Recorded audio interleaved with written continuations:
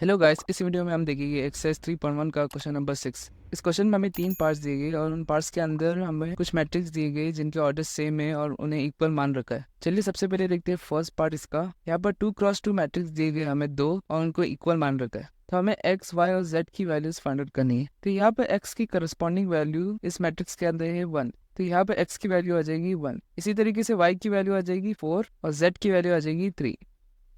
तो second part देखते हैं। यहाँ पर भी हमें 2 मैट्रिक्स दिया गया जिनको इक्वल मान रखा है और ये 2x2 मैट्रिक्स भी है। तो अगर 2 मैट्रिक्स इक्वल है तो उनके करस्पॉन्डिंग एलिमेंट्स भी इक्वल हो गए। तो यहाँ पर x + 5 इक्वल हो जाएगा 6 के, क्योंकि दोनों करस्पॉन्डिंग एलिमेंट्स है। उसी तरीके से 5 + z हो जाएगा 5 और x × y हो जाएगा 8। तो इसे हम इक्वेशन 1 मान लेंगे, इसे 2 और इसे 3।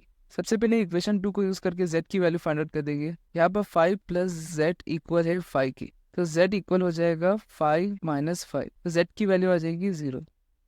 यहाँ पर हम इक्वेशन 1 को यूज करके y की वैल्यू x के टर्म्स में फाइंड आउट कर देंगे। तो वो आ जाएगी y = 6 - x। ये y की वैल्यू को मैं पुट करूंगा इक्वेशन 3 के अंदर। ये हो जाएगा x × 6 - x = 8। इसको सॉल्व करेंगे हम लोग।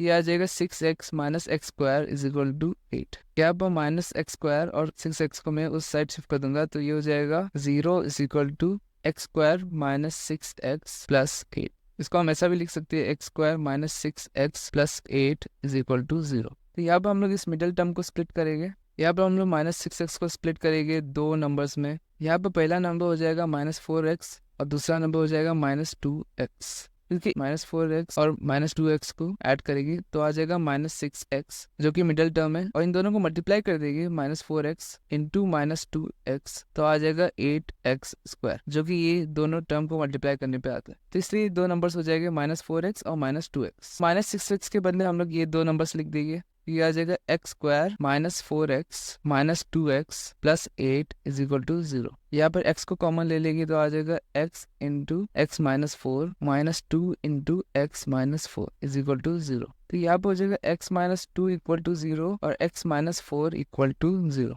इसको हम लोग यहाँ सॉल्व करेंगे तो x की वैल्यू यहाँ पर आ जाएगी 2 और x की वैल्यू आ जाएगी 4। अगर x की वैल्यू 2 है तो y की वैल्यू इस इक्वेशन से आ जाएगी y = 6 - 2, तो y हो जाएगा 4। अगर x की वैल्यू 4 है तो y की वैल्यू आ जाएगी 6 - 4, यानी y की वैल्यू आ जाएगी 2। तो यहाँ पर x की दो वैल्यू है 2 और 4 और y की भी दो वैल्यू है 2 और 4। तो हमारा सेकंड पार्ट कंप्लीट हो चुका है।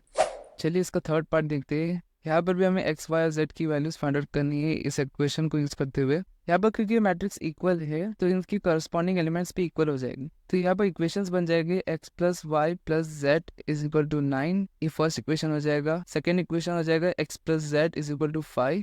थर्ड इक्वेशन हो जाएगा y + z = 7। तो यहाँ पर हमें y + z की वैल्यू पता है जो कि 7 है, तो इसे हम लोग डायरेक्टली फर्स्ट इक्वेशन के अंदर पुट कर सकते हैं। तो यहाँ पर वैल्यू आ जाएगी x + 7 = 9, यानी x की वैल्यू हो जाएगी 9 - 7। इसका मतलब x = हो जाएगा 2। x की वैल्यू आ गई 2। नेक्स्ट हम लोग फाइंड आउट करेंगे y की वैल्यू। यहाँ पर x + z = 5 को हम लोग इक्वेशन 1 में पुट करेंगे तो आ जाएगा यहाँ पर y + 5 = 9। y = हो जाएगा 9 - 5, यानी y की वैल्यू आ जाएगी 4। तो यहाँ पर y की वैल्यू आ गई 4। नेक्स्ट हम लोग z की वैल्यू फाइंड आउट करेंगे। अगर हम लोग फर्स्ट इक्वेशन के अंदर x और y की वैल्यू पुट करेंगे तो हमें मिलेगा z की वैल्यू। तो यहाँ पर आ जाएगा 2 + 4 + z = 9, यानी 6 + z = 9। तो z की वैल्यू आ जाएगी 9 - 6, जो कि होता है 3। यहाँ पर हम लोग को z की वैल्यू मिल चुकी है 3। तो यहाँ पर क्वेश्चन नंबर 6 कंप्लीट हो चुका है।